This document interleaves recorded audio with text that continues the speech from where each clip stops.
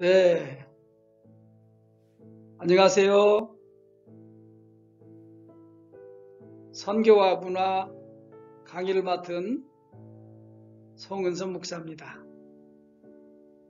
또 선교학 박사기도 합니다.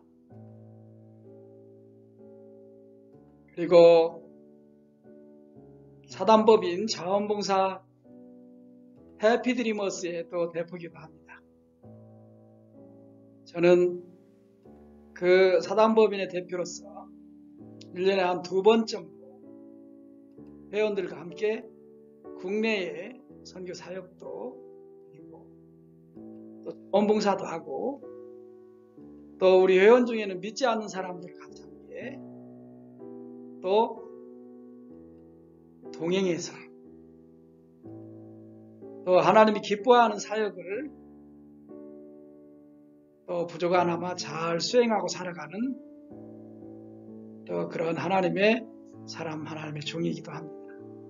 오늘 여러분들을 만나서 선교와 문화에 대해서 이렇게 나눌 수 있도록 큰 은혜를 주신 하나님께 감사하고 또 여러분들을 만나서 정말 감사합니다.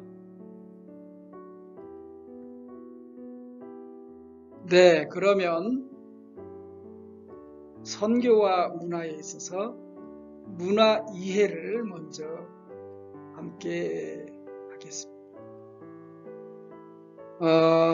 저는 선교지에 1년에 한 2번씩 이렇게 사역을 다녀오기도 합니다. 선교지에서 항상 중요하게 느끼는 것은 그 선교 지역의 문화라고 생각하고 있습니다.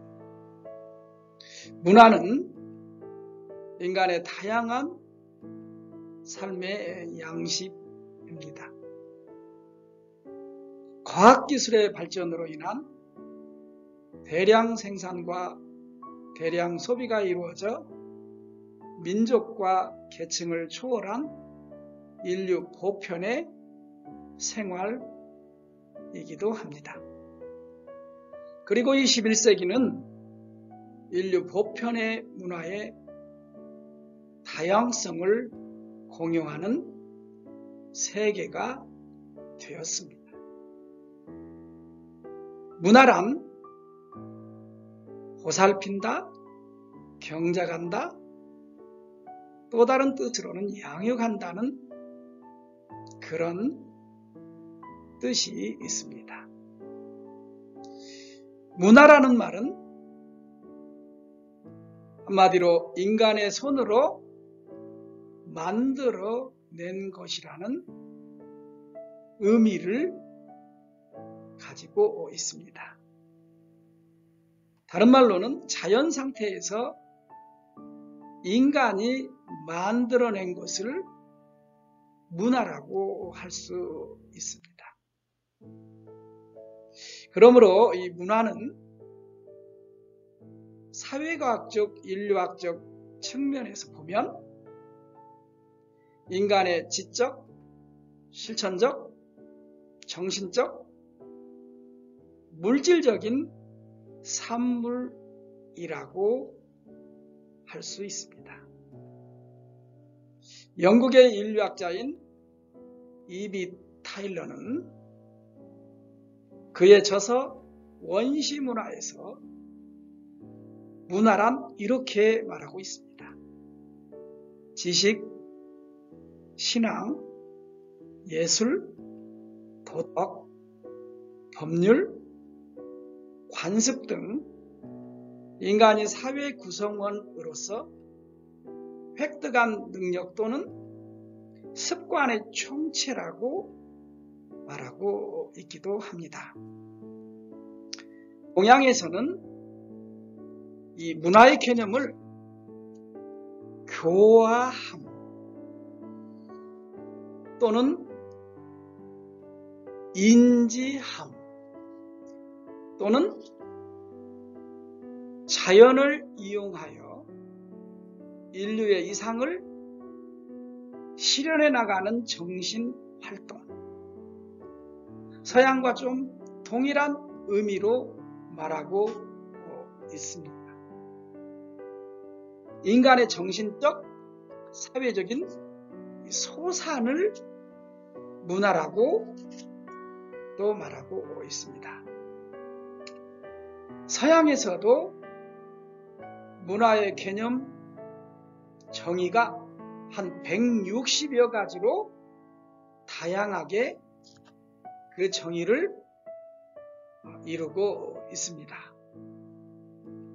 문화 속에는 종교적 의식의 행위와 또 그 경적, 파종, 또 수학 등의 농업 행사의 측면도 있다고 합니다.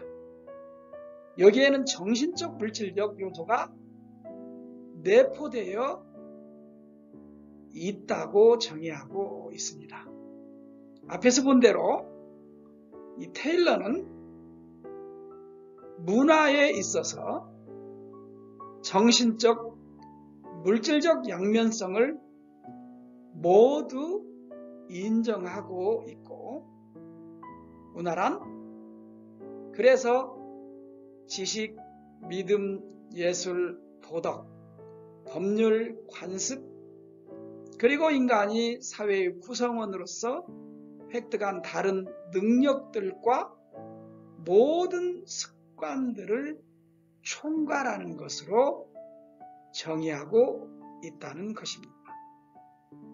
브라운도 문화를 인간 행동 양식의 수용이거나 행태라고 말했습니다.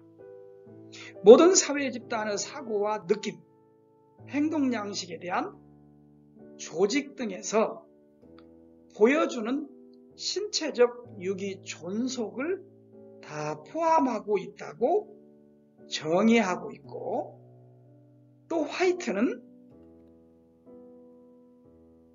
인간이 만든 기술이나 물질 문화 또는 인간 생활이 가이드하는 신념이나 가치 체계를 또한 들기도 했습니다. 이 요소는 밀접하게 관련되어 있고, 또 한 요소가 변하면 다른 문화 요소의 영향에도 미친다고 말하고 있습니다.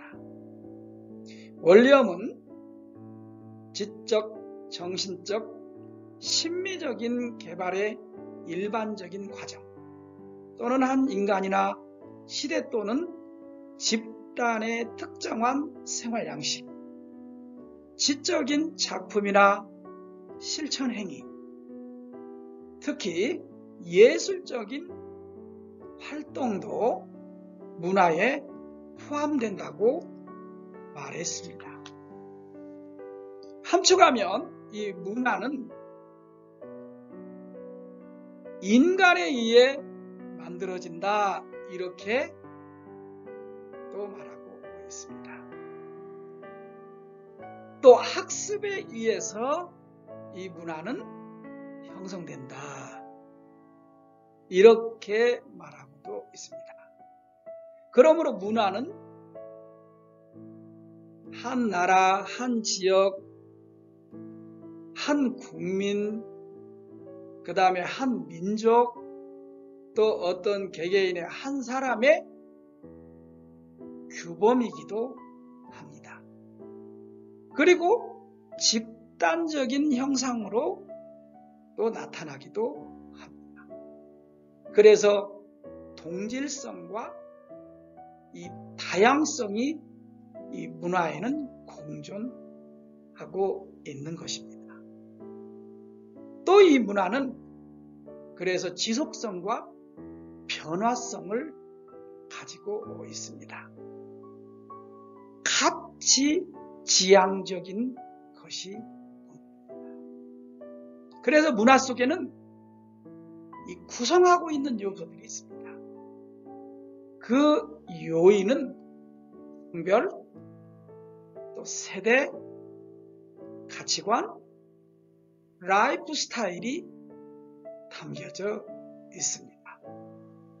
그리고 사회적인 요인으로서는 언어, 관습, 전통, 도덕, 예술의 총체를 문화라고 말할 수 있습니다.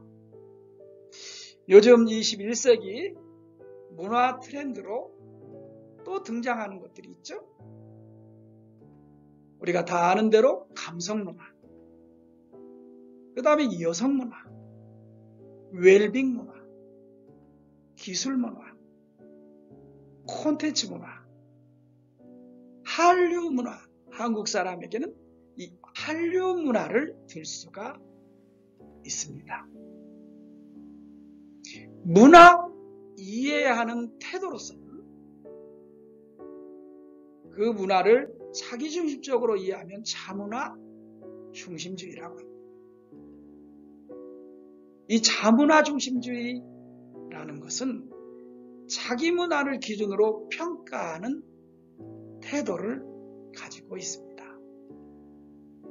문화사대주의적 태도는 다른 사회의 문화를 수준이 높고 가치로우며 우수한 것으로 여기고 자기 문화를 부정으로 평가하는 태도입니다. 이게 문화사대주의적 또 태도라고 할 수 있습니다. 또 문화상대주의란 뭐냐? 한 사회의 문화를 그 사회가 처한 특수한 환경과 역사적 맥락 속에서 이해하고 평가하려는 태도를 또 말하기도, 이 문화를 공유한 사람들의 입장에서 문화를 바라보고 이해하는 태도라고 말할 수 있습니다. 문화 상대주의는 각 사회의 문화의 그 나름대로 고유한 특성과 가치를 지니고 있기 때문에 문화 간의 우월을 절대로 가릴 수 없는 특징이 있습니다. 문화 상대주의는 문화의 다양성과 상대성을 인정하고 또 그 사회의 특수성을 고려한 가장 바람직한 문화 이해의 태도를 또 가지고 있습니다. 그러므로 문화를 이해하는 관점은 크게 세 가지로 우리가 이해할 수 있습니다. 우선 문화를 총체론적 관점에서 바라봐야 합니다. 인간의 생활 양식인 문화는 정치, 경제, 법률, 가족 등 다양한 영역이 연결되어 있기 때문에 문화 현상을 이해할 때 그 사회의 전체적인 맥락 속에서 다른 문화 요소들과의 상호 연관성을 파악하면서 폭넓게 이해해야 합니다. 또 반대로 상대론적 관점에서 문화를 이해하고 다양성을 유지하려는 자세가 꼭 필요한 것입니다. 한 사회의 문화를 그 사회의 특수한 환경과 상황 또는 역사적 맥락을 고려하여 이해하는 관점이라고 말할 수 있습니다. 문화를 향유하는 그 사회 구성원들의 입장에서 문화를 바라봐야 하며 어떤 절대적인 기준에 의해 평가를 해서는 안 되는 것이 가장 중요합니다. 이와 같은 관점은 다른 문화에 대한 편견과 선입관을 없애고 올바로 문화를 이해할 수 있기 때문에 새로운 문화를 창조하며 발전시킬 수 있는 것입니다. 마지막으로 비교론적 관점은 무엇이냐? 한 사회의 문화가 지닌 보편성과 특수성을 다른 문화와 비교하여 파악하려는 태도라고 볼 수 있습니다. 이것은 각 사회의 문화가 보편성과 특수성을 동시에 지니고 있다는 것을 전제로 하며 이를 통해 자기 문화의 특징을 더 잘 이해할 수 있고 자기 문화에 대한 객관적인 이해를 가능하게 하는 문화의 관점이라고 말할 수 있습니다. 우리가 이렇게 문화 이해를 살펴본 대로 이 문화는 자타 문화가 있고 또 이 문화는 앞에서 말한 대로 비교론적 관점의 문화가 있고 상대론적 관점의 문화가 있다는 것을 꼭 우리가 선교지에서 이해하고 선교를 해야 한다고 봅니다. 감사합니다. 네, 두 번째 시간으로 우리가 선교와 문화에서 이해할 것은 가장 중요한 선교에서 가장 캐릭마인 복음예입니다. 이 복음이라는 것은 신약의 그 어원을 보면 유앙게리온의 의미를 가지고 있습니다. 일반적인 의미로는 구약 성경에서 예언한 그 메시아, 곧 나사렛 예수 그리스도를 통하여 이루어지는 하나님의 구원에 대한 소식을 의미하고 있습니다. 복음을 다른 말로 마태복음의 말씀에 의하면 하나님이 주신 선물, 기쁨의 좋은 소식이라고 말할 수 있습니다.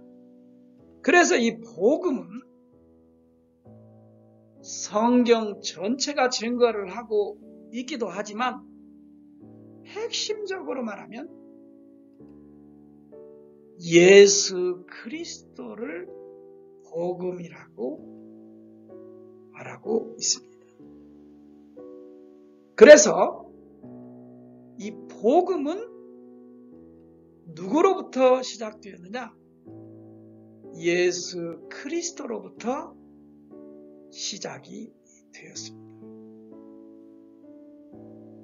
예수 그리스도를 통한 구원 역사가 바로 영원하신 하나님이 원하시는 일이고 또 하나님 나라와 또 하나님 나라의 능력으로서의 핵심입니다. 복음서에 이 예수 그리스도의 복음에 관해서 가장 포괄적으로 내포하고 있는 어휘는 바로 하나님 나라 천국입니다. 이 복음과 그래서 하나님 나라하고는 떨어질래야 떨어질 수 없는 불가분의 관계에 있습니다. 이 복음이신 예수 그리스도는 하나님 나라의 능력에 대해서 알게 해주시고 이해하게 해주시고 또 얻게 해주시는 또 성취하게 해주시는 하나님의 소식이라고 할 수 있습니다. 그래서 이 복음이신 예수 그리스도의 이 말씀, 그리고 복음서에서 증거하고 있는 예수 그리스도의 이 설교가 선교에 있어서 선교의 목적을 이루는 데 있어서 중심이 되어야 하고, 복음을 통해서 문화도 이해를 해야 하며 접촉점을 찾아야 합니다. 선교와 문화, 그 중심에는 복음이신 이 예수 그리스도가 중심이 되어서, 핵심이 되어서 선교도 해야 하고 또 문화도 접촉하고 수납해야 합니다. 복음을 떠난 선교, 문화는 없습니다. 네, 세 번째로 상황화 이해를 해야 합니다. 선교와 문화, 또 복음이 아주 중요합니다. 그런데 더 구체적으로 이것들이 잘 서로 원만하게 관계를 이루기 위해서는 가장 중요한 상황화 이해를 꼭 가져야 합니다. 이 상황화는 무엇이냐? 19세기 서구 선교 운동의 급속한 확장과 더불어서 선교 전략가들에 의해서 연구되어지고, 또 어떻게 하면 효과적으로 비그리스도인들에게 복음의 진리를 전할 수 있을까 하는 마음으로 그 선교지, 그 문화와 더 나아가서 효과적으로 정착하기 위해서 그 선교지의 토착화 개념을 생각하면서 나타난 그런 의미입니다.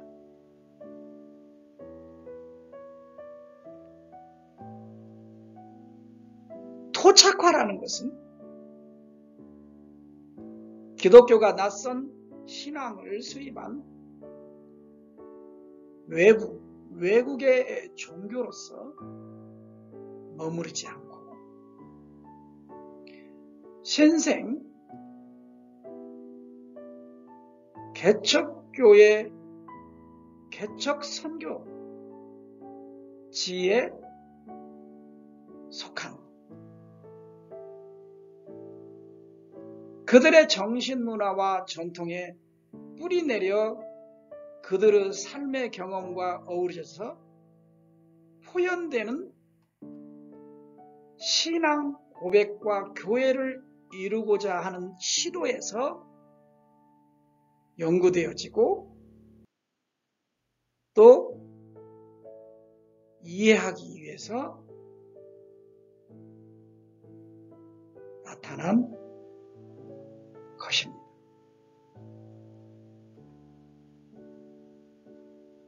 토착화가 선교에 있어서 또 복음 전파에 있어서 그 문화를 수납하기 위해서 가장 중요한 문제로 선교 사역자들이 다 관심이 되었습니다. 그래서 1972년 세계교회협의회에 소속된 분야 신학교육 분야에서 상황 안에서의 이 목회, 전도, 이 선교의 보고서 내용 속에 공식적으로 등장한 용어가 상황화라는 말이었습니다. 이 상황화라고 하는 것은 현 상황이 가지고 있는 사회, 정치, 경제적인 문제들을 더불어 다 포함해서 생각하고 적용하고 적응해야 한다고 해서 나타난 용어입니다. 즉, 이 상황화는 토착화가 지역교회의 자립, 자치, 자전을 강조한다면 이 상황화는 여기에다가 하나님의 역동적인 선교 안에서 스스로 상황을 신학화하는, 신앙화하는 이 원리를 포함하고 있는 것이 상황화. 그래서 상황화라고 하는 것은 땅끝까지 복음을 전하라는 예수 그리스도의 명령을 수행하기 위해서 성경, 하나님의 말씀 속에 나타난 시대적 상황과 또 다를 수밖에 없는 현세 인간들의 특별한 상황 속에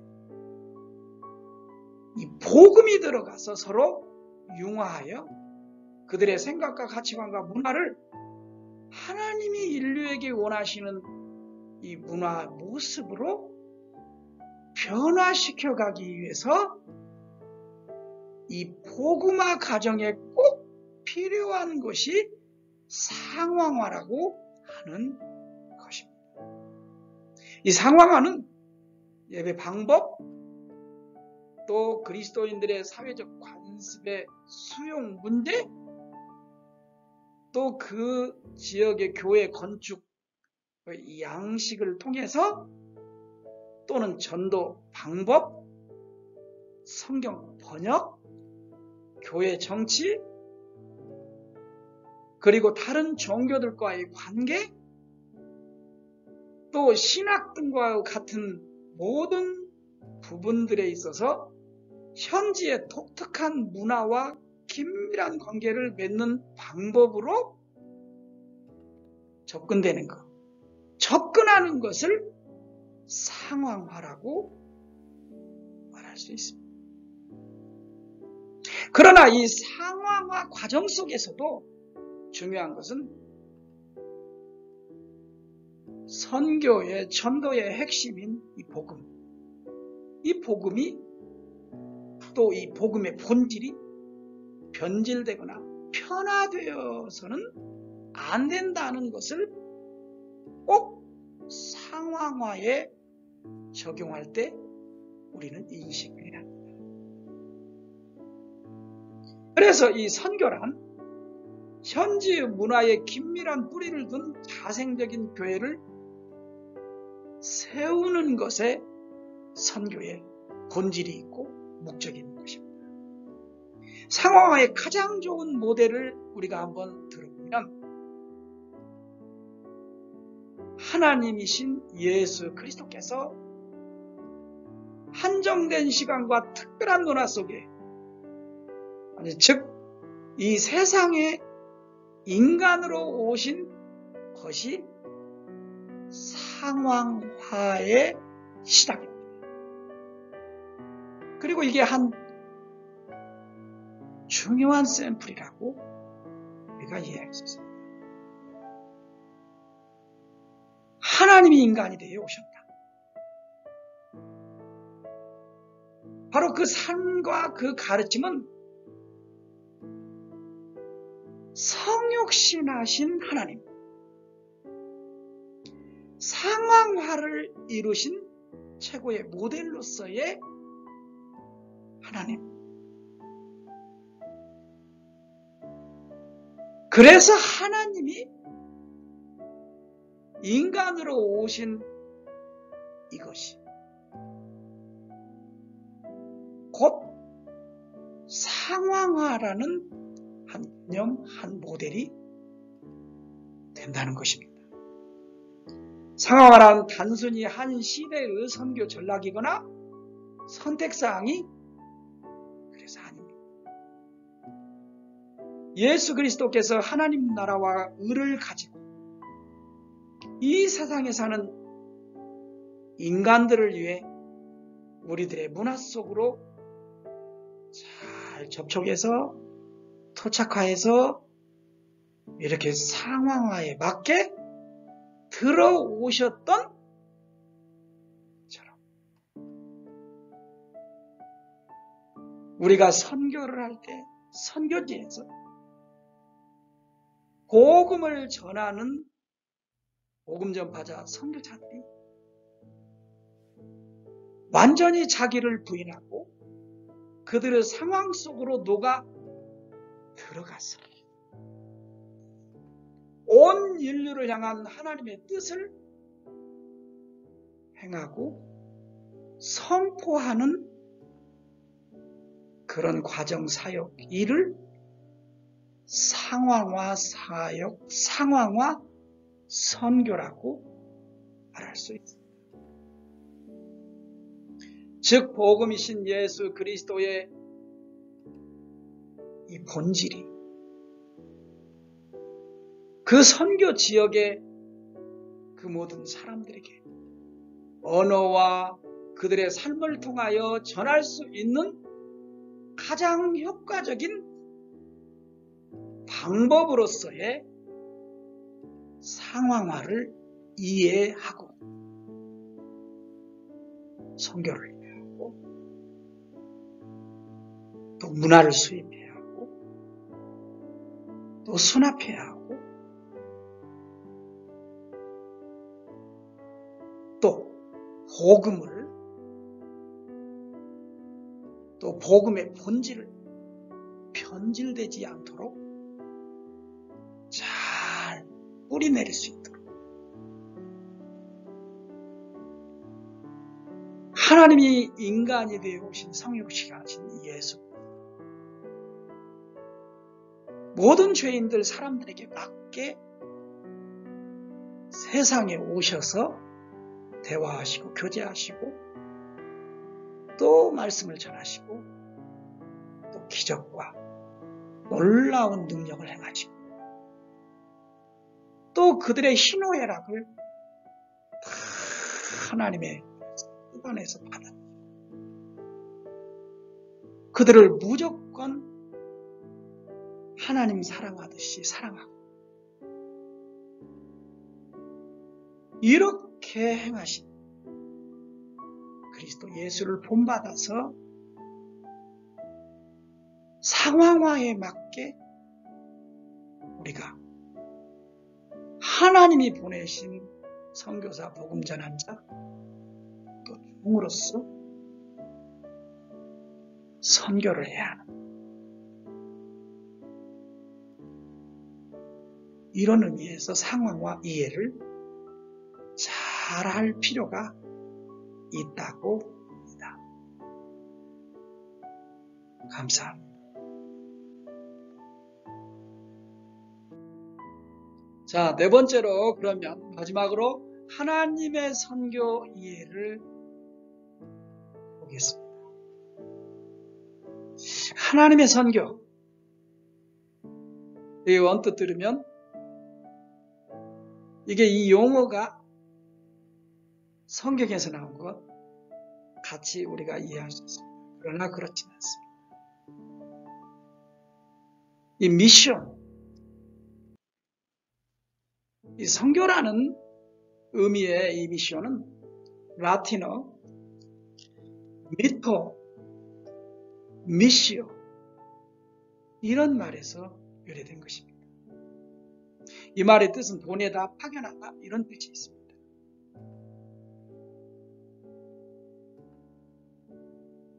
한 예로 어떤 정부가 외국인을 보낼 때 특별한 인물을 주어서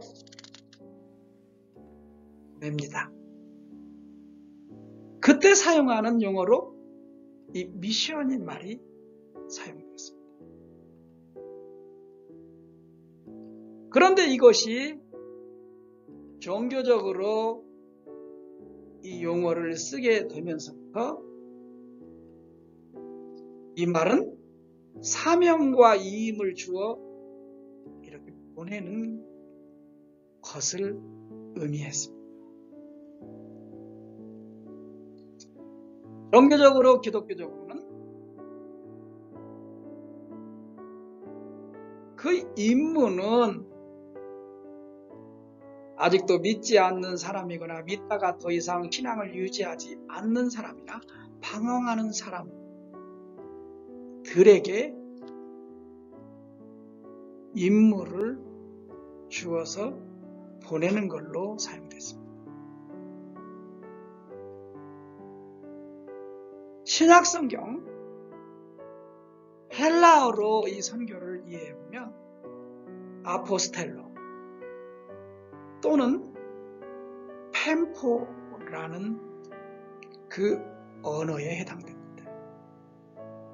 아포스텔로는 구약성경에서는 약 700회 정도 사용되고 신약에서는 약 135회 정도 사용되고 있는 용어입니다.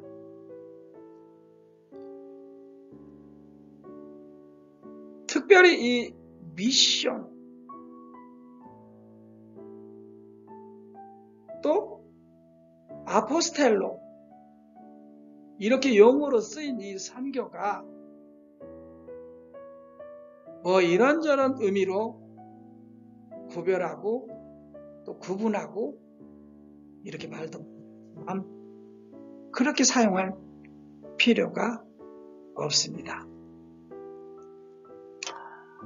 우리가 잘 아는 피터스는 이 선교라는 미션이라는 말을 예수 그리스도 교회의 총체적인 성경적 과업으로 이해하고 사용해야 한다고 했습니다.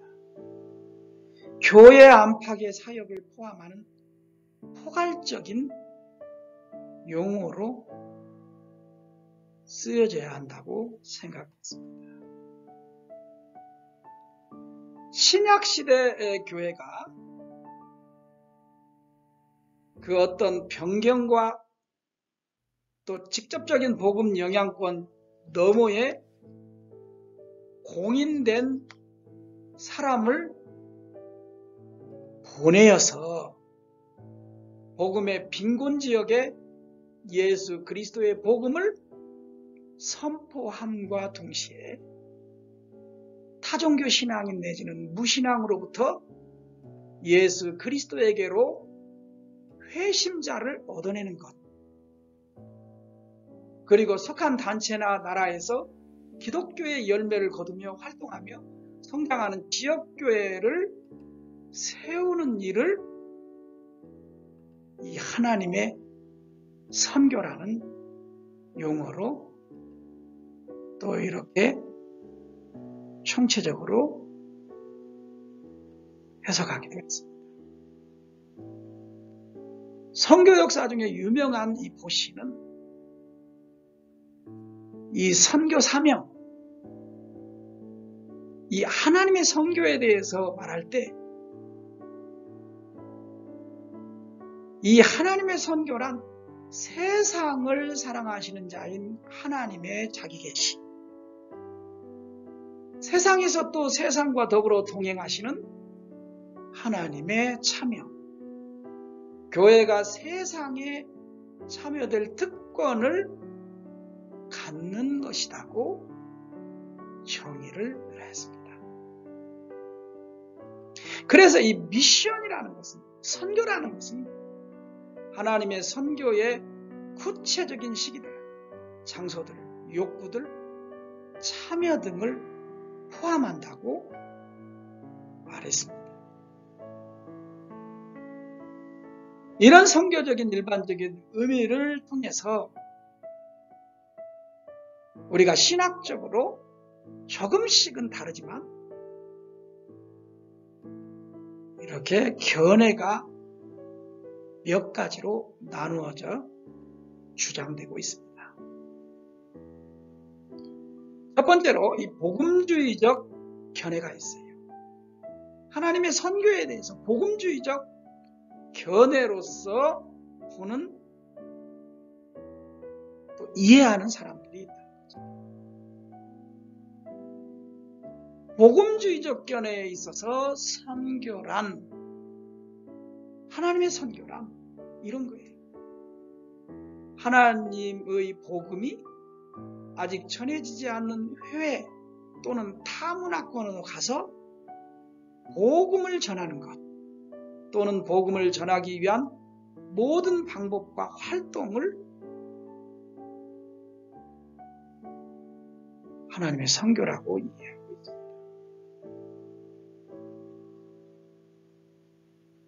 내용들로 구체적으로는 전교자를 해외에 파송한다든지, 그래서 전도하고 교회를 개척하여 성정시킨다든지, 복음적인 사업을 수행하는 그런 모든 것을 선교라고 생각하고 있고,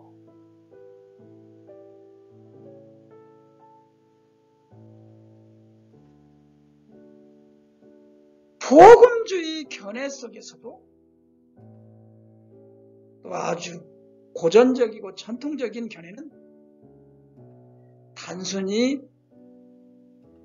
선교는 복음 전파다.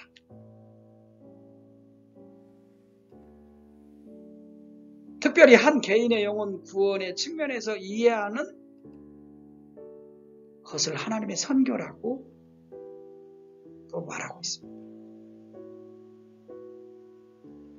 복음주의적 선교의 견해 속에는 가장 중요한 목표를 교회 개척으로 했습니다. 한 영혼의 구원을 위해 복음이 실제적으로 전달되지 않는 전도나 선교는 있을 수 없다고 이들은 말하고 있습니다. 복음주의적 견해를 가진 이들은 사회의 구조적 변화에 대해 교회가 직접 참여하는 문제에 대해서는 상당히 부정적으로 생각하고 있습니다.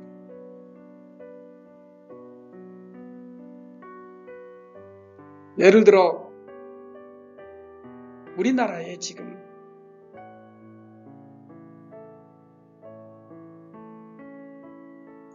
교회 중심으로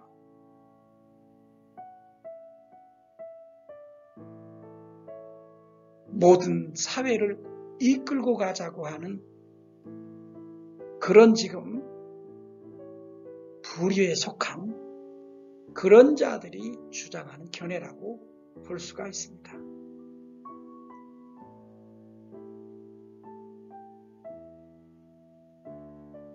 복음주의자들의 특색은 구조적 변화를 바라고는 있지만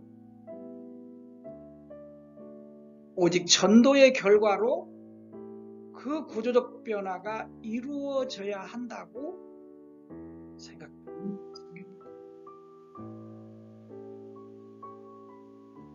이들에게는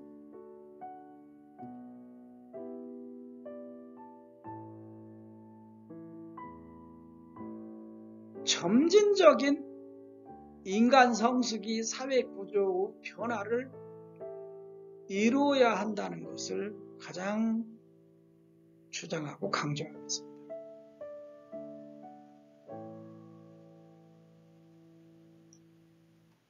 두 번째로는 에큐메니칼적 견해가 있어요.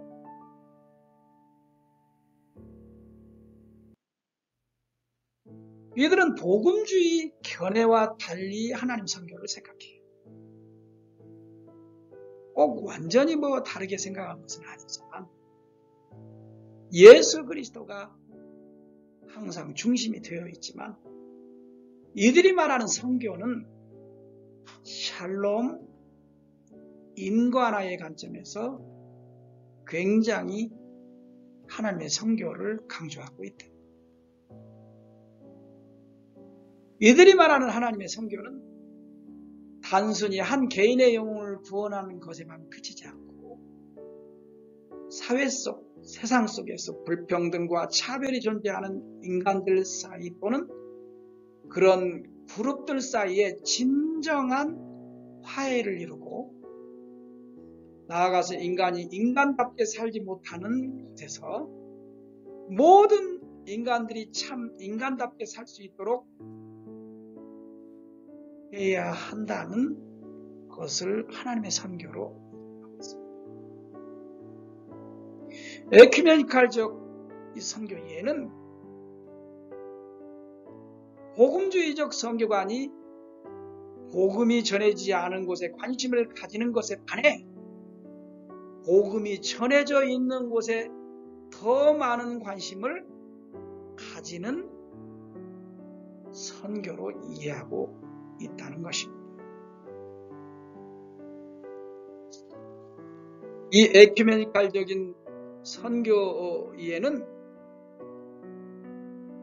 교회 개척이나 교회 확장의 목표를 둔 교회 중심의 선교가 아니라 하는 이 복음주의적 선교관을 비판하고 교회는 이 세상의 평화를 건설하기 위하여 하나님의 손에 들려진 수단에 불과한 것이라고 생각을 합니다. 그래서 교회의 본질은 선교에 있다. 선교가 주체다.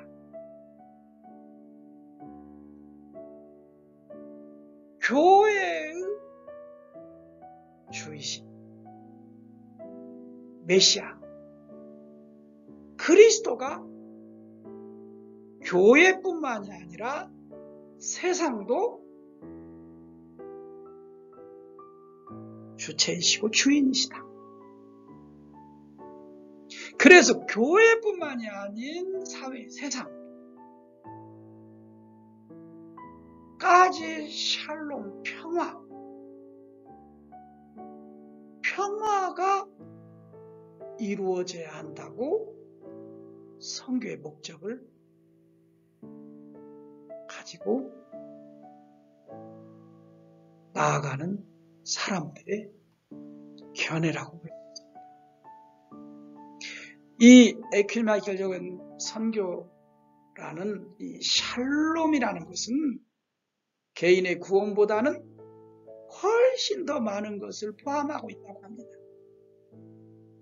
평화, 온전함, 공동체, 조화, 정의 이런 것들을 다 하나님의 선교에 포함되어 있다고 말합니다.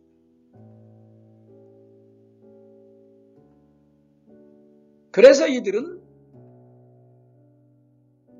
세 가지 측면을 하나님 선교의 중심으로 이해해요. 그게 뭐냐? 캐리그마가 중요하다. 둘째로 코이노니아가 중요하다. 그리고 셋째로 디아코니아가 중요하다. 이들에게는 예수 그리스도의 복음, 예수 그리스도로 말미암은 교제, 사귐, 그리고 예수 그리스도로 말미암은 전 사회 인류에게 복지를 하나님의 선교로 이해하고 선포합니다.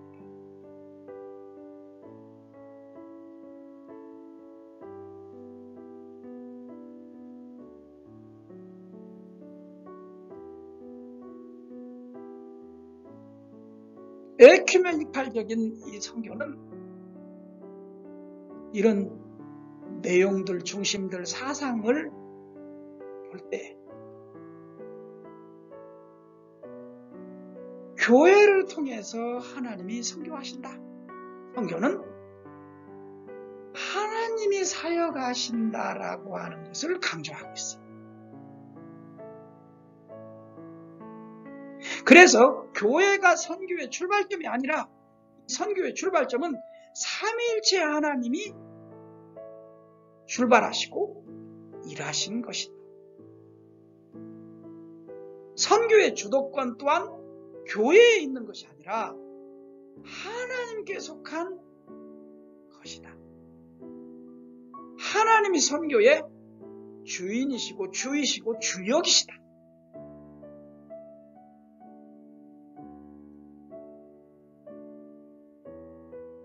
그래서 이들은 교회와 선교 또는 우리들의 선교 이런 말은 사용될 수 없다고 말하고 있습니다.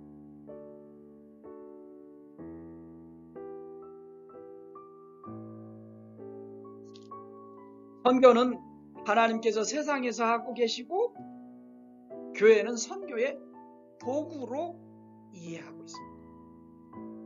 그런 의미에서 교회의 기능은 하나님의 선교에 그 교회가 우리 주 예수 그리스도가 참여하는 것으로 이해하고 있어요. 세상의 사건에 변화를 가져오게 하는 일을 삼위일체 하나님이 직접 우리 주 예수 그리스도와 함께 교회를 통해서 교회와 함께 선교의 도구가 되어서 일하고 있다. 이렇게 하나님의 선교를 이해하고 있습니다. 그러므로 세상에 있는 지상에 있는 이 교회가 이런 일을 성취하지 못한다면 교회는 말하기는 좀 두렵지만은 쓸모없는 도구로 전략되는 것이다. 이렇게 말도 하고 있습니다.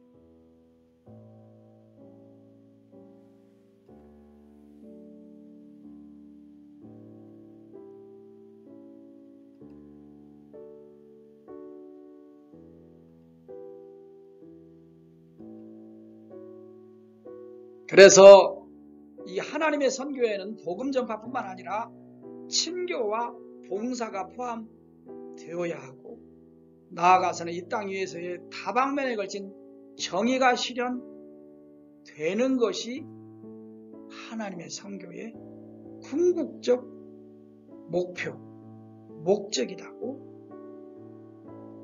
그런 이해하고 있습니다.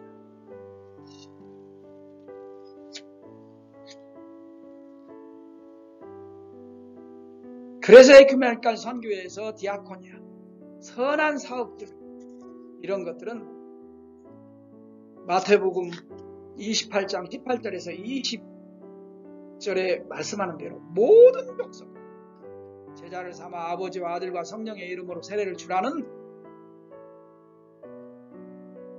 그 말씀뿐만 아니라 그들이 살고 있는 모든 세상 속에서, 모든 일 속에서, 모든 생활 속에서 함께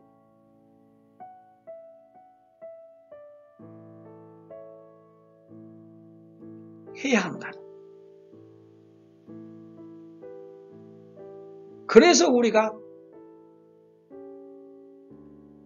교회 안에 있는 지체들로 도구가 되어야 한다는 그런 하나님의 선교로 말하고 있습니다. 교회 안에서만 일하시는 하나님, 교회를 통해서만 일하시는 예수 그리스도 그렇게 말하셨습니다. 하나님이 인간이 되어서 오신 세상, 그리고 세상에서 세운 선교의 도구로서의 교회, 그리고 그 교회가 속한 이 세상에 있는 모든 자를 향한 하나님. 이것이 에큐메니칼 선교 견해의 사람들의 주장입니다.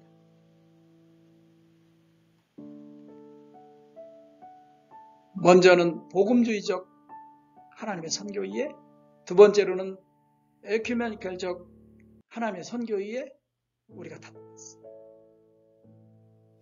그런데 또 하나 선교 이해가 있는데 이것이 뭐냐? 통전적 하나님의 선교 이해의 견해입니다. 이 통전적 하나님의 선교 이해는 이런 거예요. 앞에서 말한 대로 상반되는 것 같은 복음주의적 선교 이해, 에큐메니칼적 선교 이해, 이런 거와 이렇게 대조적이고 상반되고 서로 반대적으로 이렇게 선교를 이해하는 이것이 아니라 이 두 입장을 잘 조화시킨 것으로서의 하나님의 선교 이해입니다. 그것을 통전적 선교 이해라고 하고 있습니다. 이 통전적 하나님의 선교 이해를 그래도 잘 이렇게 증거한 사람이 맥거브라니. 이 사람은 이렇게 말해요.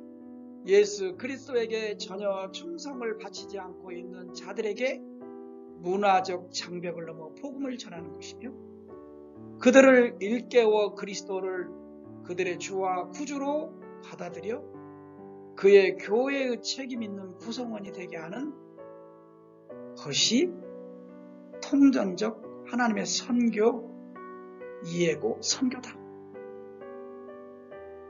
더 나아가서 성령의 인도하심에 따라 복음 전도와 정의 실현을 위해 일하면서 하나님의 뜻이 하늘에서 이룬 것처럼 땅에서도 이루어지도록 일하는 것이 우리 선교다.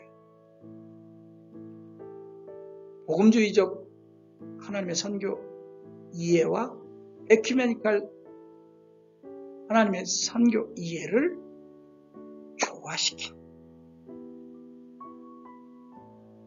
그래서 이 통전적 견해의 정의에 따르면 선교의 폭은 매우 확대하고 단순한 복음 전파뿐만 아니라 교육, 문화, 활동, 사회 활동도 그 목적이 예수 그리스도를 증거하는 것이라면 그리고 하나님이 땅 위에서 이루실 뜻의 성취를 위한 것이라면 모든 선교 활동에 포괄될 수 있는 그런 선교를 해야 한다. 그러나 그 중심은 어디까지나 사람들로 하여금 그리스도를 알고 믿고 따르며 그의 교회의 일원이 되어 일하게 하는데 있다고 하나님의 선교를 또 이해하고 있습니다. 이런 선교를 통전적 선교라고 또 전인격적 선교라고 이렇게 부르고 있습니다. 우리도 이런 입장에 서게 되면 사람의 구원을 말할 때도 영혼의 구원이라는 말보다는 그렇죠. 전인격적 구원을 말하게 되죠. 균형된 삶을 살게 하는 영혼과 육체 전체의 구원에 관심을 가지게 되는 것이죠. 그리고 또 사회에 관심을 가질 때에도 사회 전반에 걸친 영역에서 관심을 갖고 하나님이 선교하신다고 이렇게 말하기도 합니다. 통정적 하나님의 선교의 궁극적인 목적은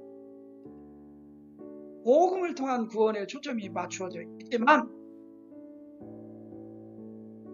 이 구원의 선교가 일어나고 행해지는 모든 사회나 인간사 전반에 걸친 개선과 발전은 당연한 귀결로 돌아가게 될 것이라는 선교입니다.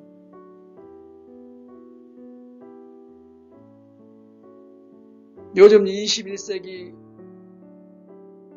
말에 앞으로 선교에 이 통전적 하나님의 선교에 관심을 가지고 지금은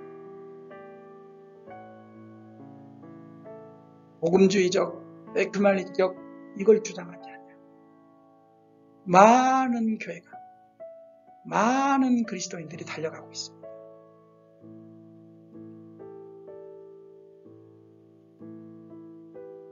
선교와 문화, 복음 이해,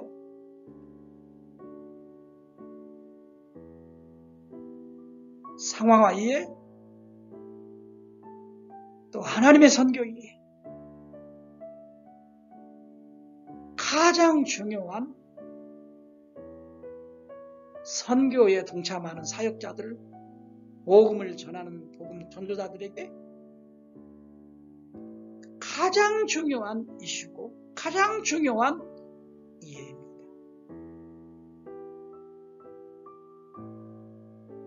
이렇게 강의를 함께 듣고 참여하는 모든 자들에게도 우리가 우리 주 예수 그리스도 안에서 말씀드렸습니다. 또 믿음과 성령의 인도를 받고 살면서 정말로 하나님의 선교, 이 하나님의 선교는 저도 말을 합니다. 제가 속한 교단은 합동치. 그러나 이제 학부 때는 또 통합기에서 했어요. 저는 두 견해를 잘 다 이해해요. 그렇다고 두 견해를 다 싫어하지 않아요. 그러나 제가 항상 주장한 것은 신구약 성경 하나님의 말씀에 따라 창세기부터 계시록까지 삼위일체 하나님의 선교, 교회를 도구로 삼아서 신자들을 선교 사역에 하나님의 일하심에 동참하게 해서 이렇게 하나님이 선교하시는, 하나님이 일하셔서 그 마지막에 영광을 받으시는 이 선교는 통전적, 전인격적 선교로서 하나님의 선교를 우리가 이해하고 참여해야 한다는 것. 이것을 명심해야 하는 점도 합니다. 오늘 이렇게 함께 부족한 사람의 강의에 참여해서 좋은 것을 조금이라도 얻기를 간절히 바라는 마음으로 이렇게 함께 나눴습니다. 감사합니다. 성경 속 다문화적 선교 인물에 대한 토의와 나눔이 잠깐 있었으면 좋겠습니다. 그 대표적인 사람으로 우리는 사도 바울을 들 수 있죠. 사도행전 22장 3절에 의하면 바울에 대해서 헬라 문화와 유다 문화의 융합적 인물로 이렇게 소개하고 있어요. 모든 문화를 답습한 사람, 모든 문화 속의 상황 속에 또 토착화, 적응화 아주 잘한 사람으로 소개되고 있어요. 바울 서신에 따르면 바울은 자신에 대하여 철저한 유대인으로서 그리고 그 유대인으로서 주장도 하지만 이 바울이 아덴 방문했을 때의 그런 내용을 보면 헬라 철학자들과 대등한 이슈에서 토론하는 또 그 문화에 아주 뛰어난 자로 또 대화하는 그런 철학자로 묘사되어 있는 것을 볼 수 있어요. 다문화, 성경과 다문화, 선교와 문화. 아주 좋은 선교사로서, 전도자로서, 또 아주 신실한 유대인으로서, 이방인으로서 하나님의 선교에 참여하는 인물이죠.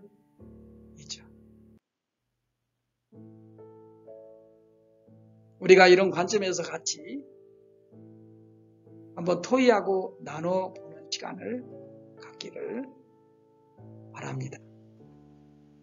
오늘 함께